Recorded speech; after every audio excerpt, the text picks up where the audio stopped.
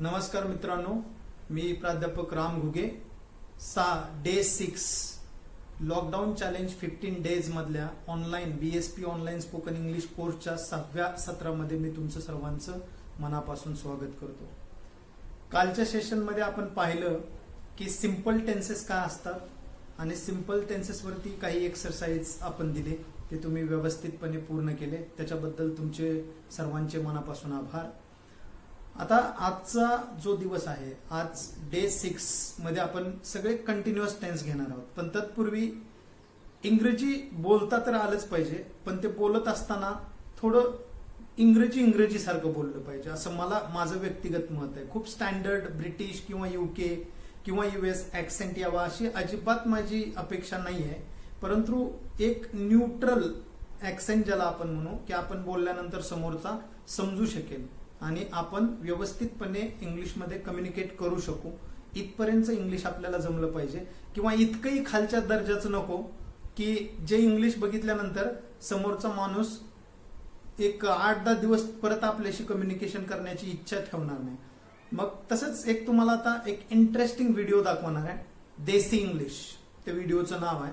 आणि इंग्लिशची गरज खऱ्या अर्थाने ज्यावेळेस आपण आपली डिग्री, डिप्लोमा, काही कोर्सेस, अकॅडमिक कोर्सेस पूर्ण करतो आणि जॉबसाठी अप्लाय करतो, त्यावेळेस आपल्याला इंग्रजीमध्ये कॉन्व्हर्सेशन करणं क्रमप्राप्त आहे. And if you are not able to speak at that time, definitely you are going to lose any kind of job, because the key to enter in to the corporate and business world is interview, and in the medium of conducting personal interview in each and every company across the globe is English, and that is where we find it difficult to interact with people. And that's why I'm telling you, now you are studying in 10th or 12th maybe, so you have enough amount of time to develop your English language. So avoid this kind of situations which you will see in the video. तर video मध्ये ज्या situations आहेत ते interview मध्ये देसी English मध्ये interview कसा असतो, एक फनी व्हिडिओ आहे, त्याचं थोडं मनोरंजन होईल तुमचं आणि एंटरटेनमेंट होऊन जाईल त्याच्यातनं.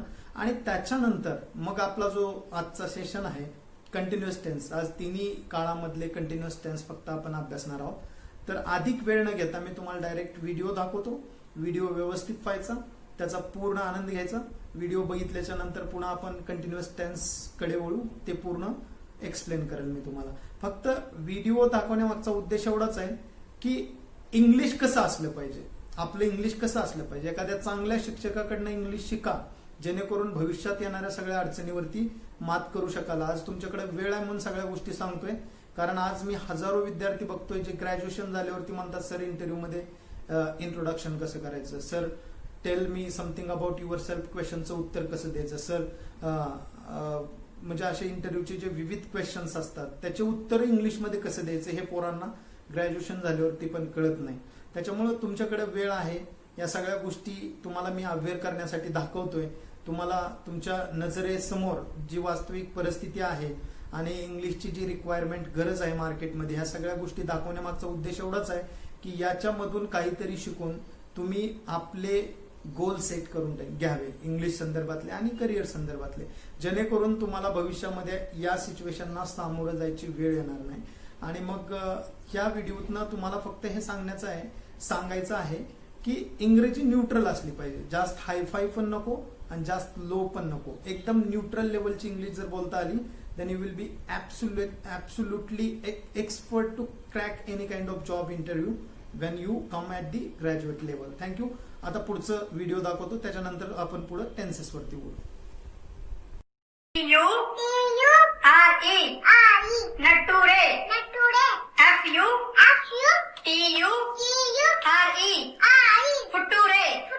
नटुरे नटूरे फटूरे और मुझे पसंद है छोले भटूरे. वाह वाह, तालियां तालियां भाई तालियां.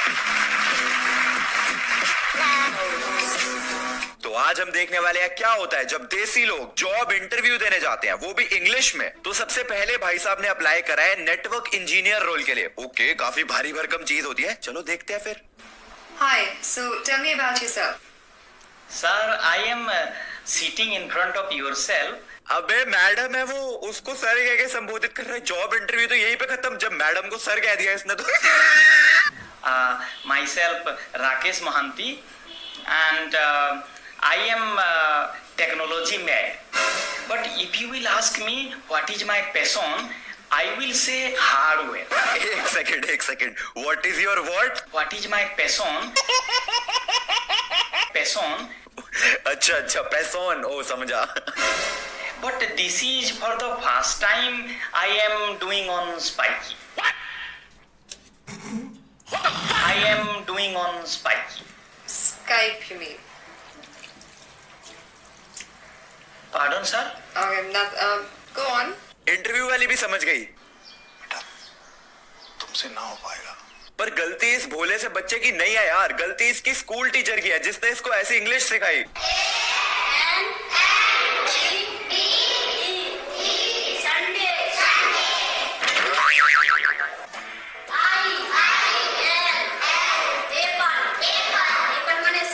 अब जब एप्पल के स्पेलिंग APIL एप्पल सिखाए जाएंगे तो ऐसे भोले से बच्चे स्काइप को स्पाइकी बोलेंगे. Sir, I am from Jharsuguda. I studied 10th Saraswati Sishu Vidya Mandir. Graduate Cambridge Institute Ranchi. Not from England. Note it. Note कर लो, Cambridge institute Ranchi, not from England. अच्छा वो बता दिया इसने, वरना मैं तो सोचने लग गया था भैया हमारे फॉरेन रिटर्न है NRI. I am a hidden scientist. Okay, so what experience do you have? Sir, I am working with BSNL telephone company. Whenever the line goes off, I ride the telephone khamba and make the line good. यही तो अब मैं समझा कि BSNL का network इतना बेकार क्यों है, क्योंकि जब भी उसकी लाइन खराब होती है ये बंदा टेलीफोन खोम्बा की सवारी करने बैठ जाता है. He rides the telephone khomba and make the line good. And during my spare time, I chat on girls on Facebook. And also I collect pan masala wrappers. I have a huge collection, almost 2000. हाँ, पान मसाला के शौकीन है, तभी तो भाई साहब की जबान. जुबा केसरी, विमल बोलो जुबा केसरी. नहीं मतलब तुम शौक देख रहे हो, पान मसाला के रैपर्स इकट्ठे करने का शौक है, और वो दूसरा शौक क्या था इनका? I chat on girls on Facebook. यही है वो भाई साहब जो फेसबुक पर लड़कियों को hello dear, how is you, send pics dear, ऐसे वाले मैसेजेस करते हैं. Sir, I do not have any problem to shifting abroad country, but I will not change my religion. Otherwise, I am very open-minded and I am always happy, even when I am sad. एक second, ये कैसे होता है भाई? And I am always happy, even when I am sad. Now that is some real talent. ये कोई असली talent है भाई. Even when I am sad, I am happy. I am always happy because I am never sad. I am happy when I am sad. What is this man? English is a very funny language. अबे मजाक थोड़ी ना English यार. तुम्हें क्या लगता है English बोलना आसान है? English is speaking like a rice paneer eating. अरे यार आसान थोड़ी ना इंग्लिश बोलना है. ऐसे जॉब इंटरव्यू के लिए लोग इंग्लिश सीखने कोचिंग इंस्टीट्यूट जाते हैं और फिर वहां पर कुछ ऐसा सिखाया जाता है. You don't write a letter. You don't write a letter. They don't write a letter. They don't write a letter. He does not write a letter. He does not write a letter. She does not write a letter. She does not write a letter. Right. वो ऐसे सीखते हैं English. तुम्हें क्या लगता है English speaking respect eating? No, never, not. So tell me about yourself. Good morning madam ji. I am Vijendra Dullar from Panchkula Haryana. We are land family जिम्मेदार and all land gone now. Mother gone, father gone. I am looking for job.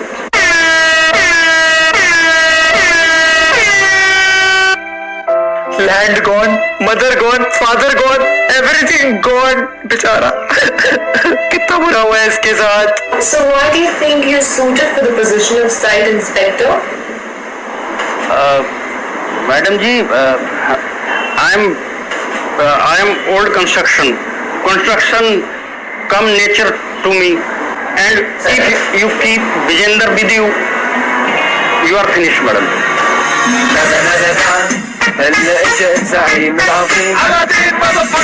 You are finish madam ji, खत्म खत्म हुआ आप। अगर आपने विजेंदर को job दे दी तो खत्म। Tell me about yourself. My good name Bholaram Misra. I am pure Brahmin.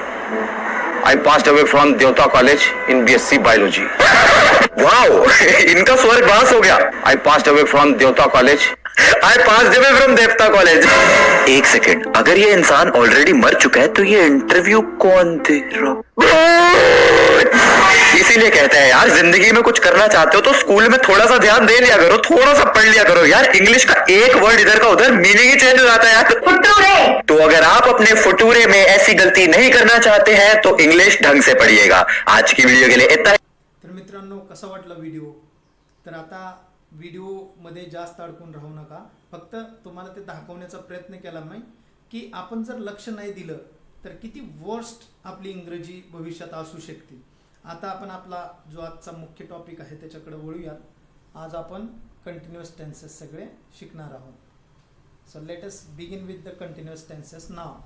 Present continuous tense. We will begin with the first tense, that is present continuous tense. Everyone is aware about the formula of present continuous tense, that it starts with subject, then we have to place the helping verb am, is, are for present continuous tense, and then V4. V4 means simply what? The verb which come up with the ing form, that is called V4. For example, speak is the main verb, ing speaking, so V4, and then object. So this is the formula and everyone is aware about the formula. Usage, when to use present continuous tense to indicate ongoing action. So we use present continuous tense to talk about the action which is the going on at the moment of the speaking. म्हणजे बोलत असताना ती क्रिया चालू आहे. If you ask me right now, sir, what are you doing? Okay, what are you doing? The question is in present continuous tense. Then I will reply, I am teaching present continuous tense. I am teaching present continuous tense. So this sentence is present continuous tense. आणि हे सांगत असताना मी ते काम पण करतोय. The action is going on at the moment of speaking. So that is the situation for using present continuous tense. Got it?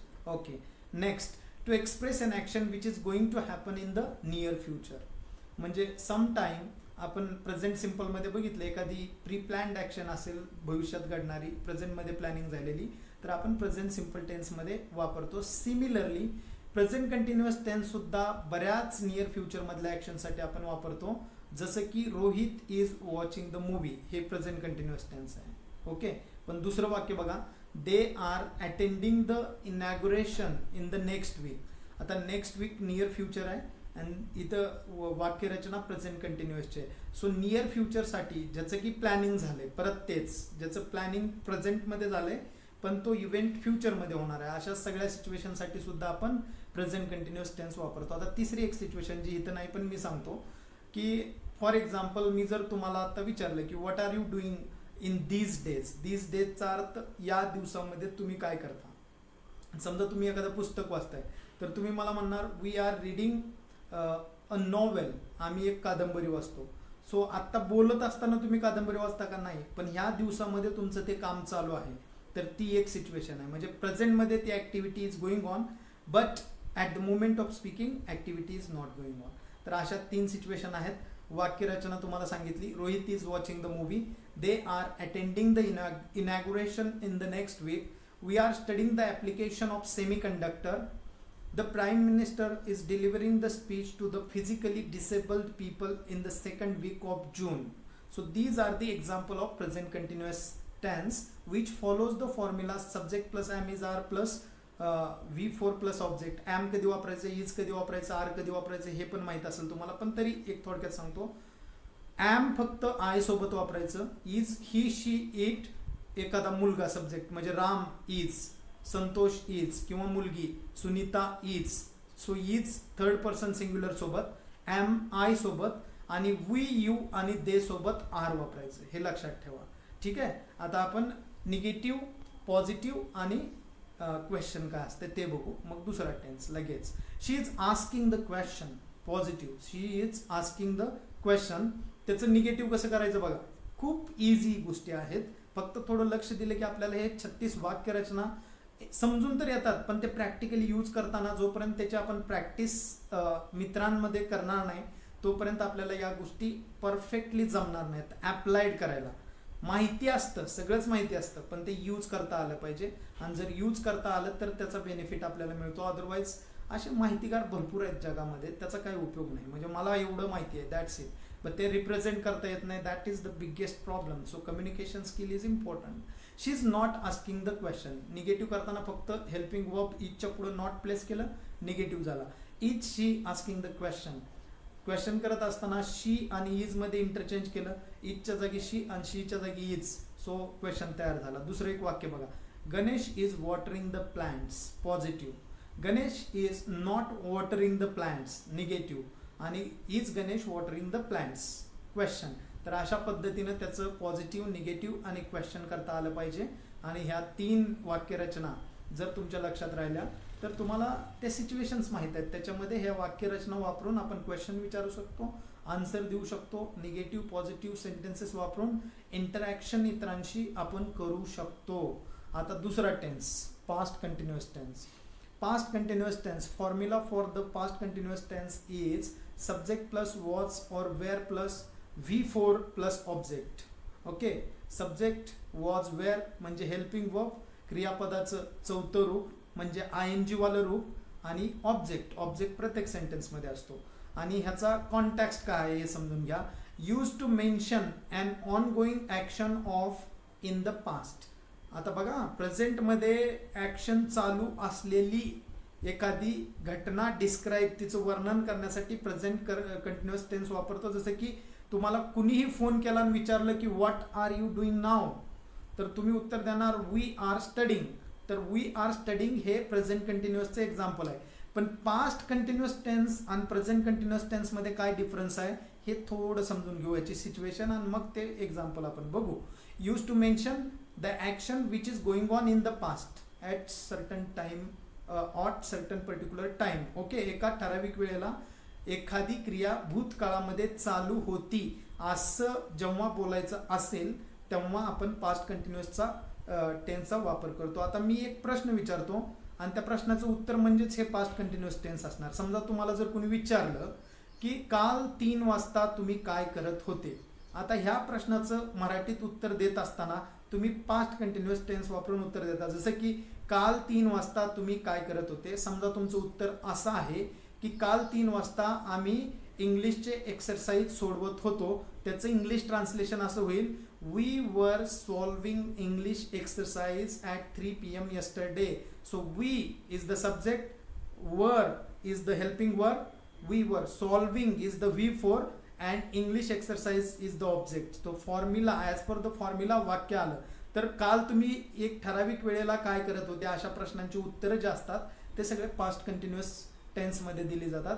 तर past म्हणजे ह्याचा अर्थ सिंपल आहे की भूतकाळामध्ये एका ठराविक वेळेला एखादी क्रिया चालू होती असं समजून जर बोलायचं असेल तर आपण पास्ट कंटिन्युअस टेन्सचा वापर करतो. जसं की आपल्याला बऱ्याच वेळेस रिअल लाईफमध्ये सुद्धा पास्ट कंटिन्युअस टेन्स वापरून बोलण्याची गरज पडते. जसं की आपले मित्र आपल्याला विचारतात की तुला खूप कॉल करत होतो काल 7 वाजता, तू कुठे होता. ओके, मग आता तुम्हाला सांगायचं असतं की मी TV पाहत होतो. अरे सॉरी यार, I couldn't receive your call because I was watching TV at that time. I was watching TV. हे काय झालं, पास्ट कंटिन्युअस टेन्स. तर आलं लक्षात वाक्यरचना कशी आणि त्याचा फॉर्म्युला असा, त्याचे कॉन्टॅक्स्ट पण मी तुम्हाला सांगितले. आता एक 4 एक्झाम्पल. आय वॉज कॉलिंग हिम, मी त्याला कॉल करत होतो, म्हणजे होतो चालू होती, क्रिया चालू होती. We were enjoying the event, आम्ही इव्हेंट म्हणजे ते party whatever it may be, आम्ही इव्हेंट ची मजा घेत होतो.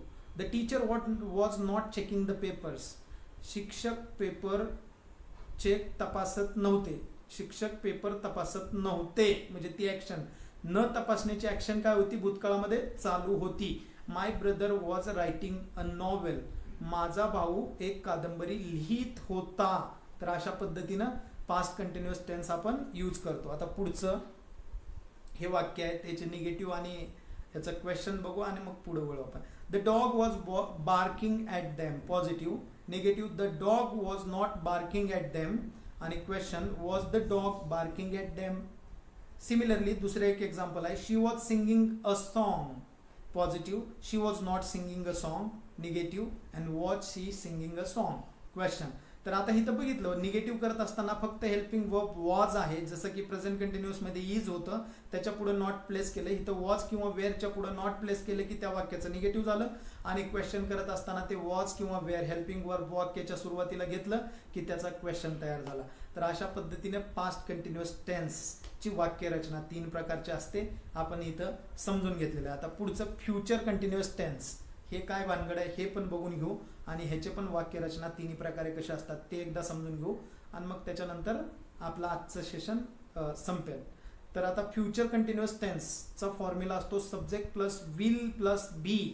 विल आणि बी हे दोन plus V4 plus object. Subject plus will be plus V4 plus object. तर आता इथं हे फॉर्म्युल्यानुसार वाक्य बनतं, त्याच्यावर आपण डिस्कशन करू. पण त्याच्या आधी आपल्याला हे कुठल्या कॉन्टेक्स्टमध्ये वापरायचं हे समजून घेऊ. It is use to denote an ongoing action in the future. भविष्यामध्ये एका ठराविक वेळेला एखादी क्रिया चालू आहे असं समजून जर बोलायचं असेल तर आपण फ्युचर कंटिन्युअस टेन्सचा वापर करतो. आता हे उदाहरण बघा पहिलं. They will be preparing a report on the population growth. Will be preparing म्हणजे ते पॉप्युलेशन ग्रोथ म्हणजे लोकसंख्या वाढीवरती रिपोर्ट तयार करत असतील, म्हणजे क्रिया चालू असेल आता. We shall not be getting salary in the future. आपल्याला भविष्यात पगार मिळणार नसेल. ओके, चालू असेल क्रिया. Pharmaceutical companies will be charging more money for medicines in the future. तर फार्मास्युटिकल इंडस्ट्रीज भविष्यामध्ये जास्त चार्ज करत असतील, क्रिया चालू असेल. He will be travelling to UAE. तो UAEला प्रवास करत असेल, म्हणजे भविष्यात कधी उद्या परवा वॉट एव्हर इट, भविष्यात क्रिया चालू असेल अशा अर्थाने आपल्याला ते वापरायचं आहे. आता याच्यानंतर इथं बघा ह्याचं निगेटिव्ह कसं होत आहे आणि त्याचं क्वेश्चन कसा होत आहे. Santosh will be catching fish tomorrow. म्हणजे उद्या संतोष मासे पकडत असेल एक ठराविक वेळेला. Santosh will not be catching fish tomorrow हे निगेटिव्ह झालं. Will Santosh be catching fish tomorrow question झाला. असंच दुसरं आहे बघा. He will be travelling to the UAE positive. He will not be travelling to the UAE negative. Will he be travelling to the UAE question. तर वाक्यरचना तुम्हाला simply ह्या सगळ्या PPT मी तुम्हाला शेअर करणार आहे, so don't worry about that. आता दुसरं सगळ्यात महत्त्वाचं, मी ह्याची एक सिच्युएशन फक्त तुम्हाला समजेल अशा शब्दात सांगतो की समजा उद्या तुम्ही 10 वाजता काय करत असाल असा जर प्रश्न तुम्हाला विचारला, त्याचं उत्तर तुम्ही काय सांगाल? We will be attending Ram sir's spoken English lecture. We will be attending Ram sir's online spoken English lecture. तर आम्ही उद्या 10 वाजता राम सरांचं online spoken English lecture attend करत असू. म्हणजे ती क्रिया उद्या 10 वाजता चालू असणार आहे. तर अर्थ सिंपल आहे की भविष्यामध्ये एका ठराविक वेळेला एखादी क्रिया चालू आहे असं समजून बोलणे म्हणजेच फ्युचर कंटिन्युअस टेन्स. तर all the continuous tense we have discussed today will stop here. But now I will just give you one thing that you have to learn all these tenses carefully, because त्या व्हिडिओमध्ये पाहिलं तुम्ही की pronunciation हा एक महत्त्वाचा विषय आहेच. तो मी उद्या एक कव्हर करेल टॉपिक. प्रनन्सिएशनचे इंडियन लोकांचे काय प्रॉब्लेम आहेत स्टेट वाईज, म्हणजे तमिळनाडू लोक कसे बोलतात, मराठी कसे बोलतात, गुजराती कसे बोलतात, त्याच्यावरती एक इंटरेस्टिंग व्हिडिओ उद्या मी बनवणार आहे. पण आजच्या पुरतं एवढंच. हा तुम्ही याच्यावरती जे PDF मध्ये एक्सरसाइज दिलेले आहेत ते पूर्ण करा आणि सबमिट तुमच्या संबंधित शिक्षकांकडे करायचे आहेत. तर आजच्या पुरतं एवढंच. मी तुमची रजा घेतो. पुन्हा आपण भेटू उद्याच्या सेशनमध्ये डे 7ला. Thank you so much. Thanks a lot.